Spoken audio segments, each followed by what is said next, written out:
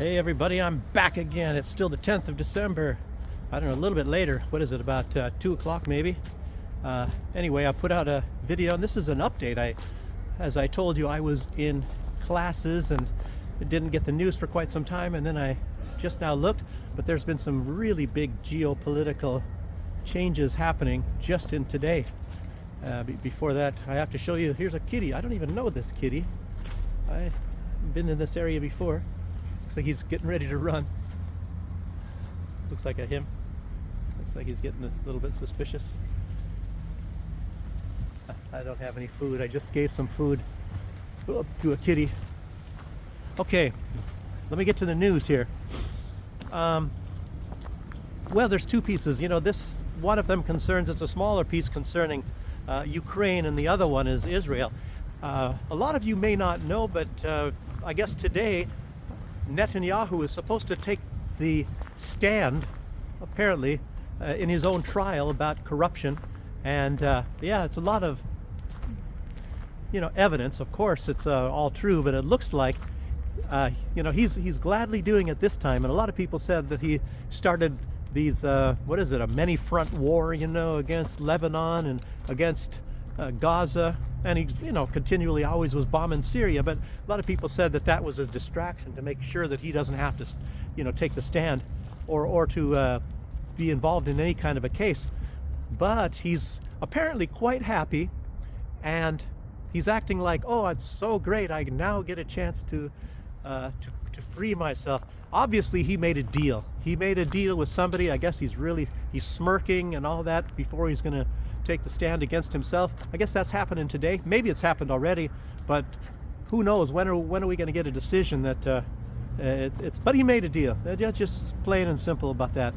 And at the same time, he, as you heard that Israel has gone into the buffer zone between Syria without all these problems going on in Syria. And he said, oh, it's temporary. But, somebody said, I don't know who, but there's nothing ever that's more, what do they call it, more permanent than temporary. Of course, that's always true in politics. Whenever some politician, I think, wasn't that supposed to be the income tax was supposed to be temporary? I don't know. But it's not temporary, and now it's a huge thing. I don't know. But in any case, it wasn't meant to be temporary, and of course they're going to take that. They took the Golan Heights, the rest of the Golan Heights. They took, they had the largest portion of the Golan Heights already, which belongs to Syria, and that's according also to the United Nations.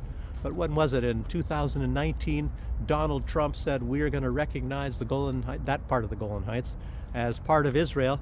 And now it looks like they're going to take the entirety of the Golan Heights. There's a higher area that's more strategic even than what Israel has, and they have some of the most strategic areas, militarily strategic. But it doesn't end there. It's not just that it's militarily strategic. Apparently the soils are very good, and it's very good for growing, for example, grapes. It's very good for, I don't know, I was thinking the Russian word. Anyway, grapes. And not only that, it's very, very rich in resources, mineral resources such as oil. And what else do they have? They have a large amount of water. They can irrigate all of Israel just from the water supply that's in the Golan Heights. So there's a lot of water, great soils, great minerals.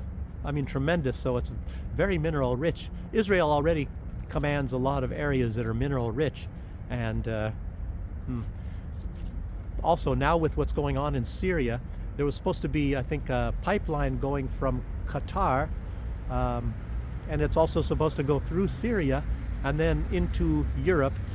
And of course, now that's going to be going through because Assad was blocking that, as well as other gas pipeline and oil pipelines. And yeah, the US and their allies, including Israel big time, are going to be celebrating. Now this is, it's already a sad deal that Assad is gone. They're trying to make out him as being some kind of a really bad guy, and now he's going to have to stand trial. But stand trial for what? What did he do? I've never heard of any of these crimes. You know how that is in the United States. They talk about crimes, they're crimes, but they never tell you what the crimes are. And you already know, like, crimes of like George Bush or Netanyahu. Netanyahu, so far, what's he doing in Gaza? I mean, that's what is it, nearly 45,000 people he's killed. Most of them are children. But no, he'll never stand any trial. It looks like the United States is blocking that, even if I think they're not a party to the ICC, you know. And of course, they're very happy if Putin has to go stand trial there.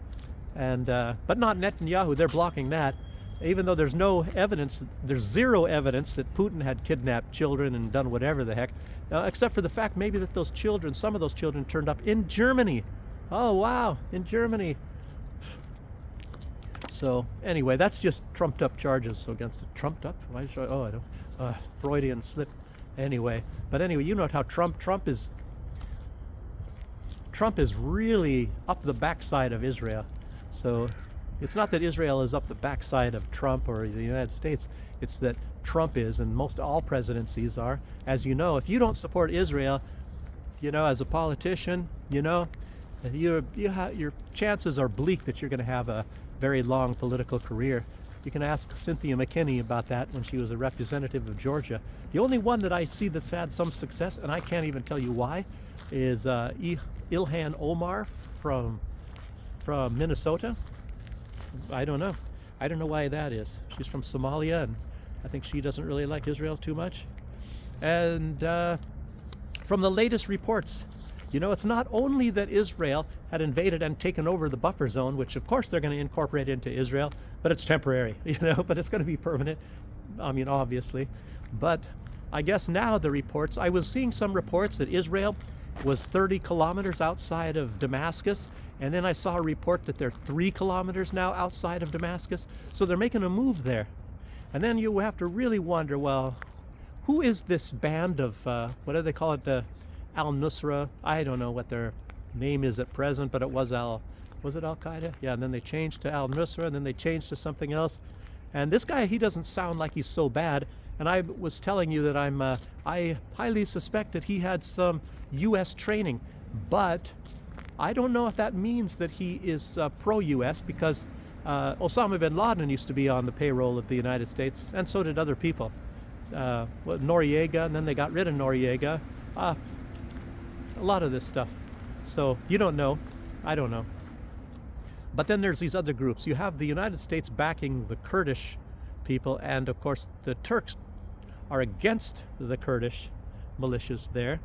And then the U.S. has their own terrorist groups on the one side. And I was hearing reports that the United States has 1/3 of Syria, but I guess it's not quite that much. It was like 25%, openly. But then you got to consider the Idlib province, which is on the other side of Syria. That was probably under U.S. control. You never know. But it's very difficult then. Like Lavrov said, it's very complicated. And I don't know if there's that many people that can actually come right out and tell you all of the different angles of which group is in charge of what, and and which countries back which groups. But anyway, Erdogan from Turkey, he has said that he will support the territorial integrity of Syria, but makes you wonder if things are going to be changing now. If Israel is going to be dipping in, and I don't know if that much or any of Syria really, was that part of Eretz Israel? If it is part of their dream in their master plan, I know that a lot of Lebanon was part of Eretz Israel. But if Syria is, they're going to take it, and they're going to get it. They're going to get it, and they're going to be able to keep it, and Donald Trump is going to put his stamp of approval on there. I highly suspect Donald Trump really hates Muslims, and it's I don't really like to say that, but you're not supposed to look at what people say. You're supposed to look at their actions. What did Jesus say? Know them by their fruits. And in politicians, Trump, I don't know, is he a politician? I guess he is. If you're in politics, you're a politician. They walk like a duck and quack like a duck, I guess. So he's a politician, and you have to be somewhat political anyway when you're in big business like he is. Like old George Soros and all those people, and even Elon Musk. Elon Musk has said some things. So, but I don't know. I guess, what is that expression? You got to know what side of your bread is supposed to be buttered or whatever. And Elon Musk knows. Donald Trump knows. And The big question was, who has more influential power? Was it Israel or the United States? Maybe the question is, who has more influential power over one or the other? And it seems like when it comes to foreign policy, definitely, at least it is, Israel has more influence over the United States, undeniably. You know, and if you want to really judge Donald Trump, I guess, on what we know so far and what we're observing, it looks like he's going to have a pretty good domestic policies. Everything's going to be going pretty well in the United States and maybe the way it should go, but his foreign policy, it's very chancy. There is maybe a little bit of good side, but a lot of bad side. I don't know. I mean, the one good side is it's very probable this thing is going to end in Ukraine. Maybe before Donald Trump gets there, because there are some reports, and that's where I'm now going to be mentioning about Ukraine. There's some reports from Narishkin, who is the intelligence leader in Russia. And he said that the Ukrainian military is very close to collapse. But I've heard similar things. And I think I've heard that maybe a month ago, maybe longer than a month ago. But it just keeps getting worse and worse. And Zelensky keeps going around and, getting bodies. A lot of reports now, they're just grabbing most anybody. Apparently a lot of these people they were grabbing on the streets. Hey, shut up there, I'm making a video. Anyway, apparently a lot of this stuff is, that a lot of these people were maybe singled out and then they're on some sort of a list. Obviously nobody is volunteering to go for that, and nobody would put their name on a list, so I guess the names were put on a list. But apparently they're also grabbing people that are not on any list. They really are getting them randomly. So I don't know. A lot of that, I'm sure in the past they were getting them randomly as well. Or maybe they're scoping them out. I'm not in Ukraine. I don't know the entire sequence about it, but I mean, there's so many videos, hundreds and hundreds of videos, where a lot of people are just getting scooped up off the streets. So, yeah, I don't know. But anyway, looks like Israel is going to, if they had any sort of problems with water, they're going to be irrigating. It looks like they're going to make the desert blossom, with that extra water that they're getting from now the Golan Heights, what they just now took. And who knows what their plans are for Syria. Makes me wonder. I guess we're going to have to wait it out and see. So we'll hear about that in the next coming days. So I think the Syria project is the bigger news. So a lot of other things are overshadowed. You don't hear that much about Georgia at the moment, even though I'm thinking it's still going. All I know is that, like I said in the last video, this is just the update for it. Sour Bitchy is very happy. Something that maybe at least she gleaned from Trump, whether it's going to be something positive for Georgia or what am I saying? Not Georgia. It wouldn't be probably positive for Georgia. But anyway, it might. If it was going to be positive for Georgia, she wouldn't be happy because she is French, as you know. She's born in France, raised in France.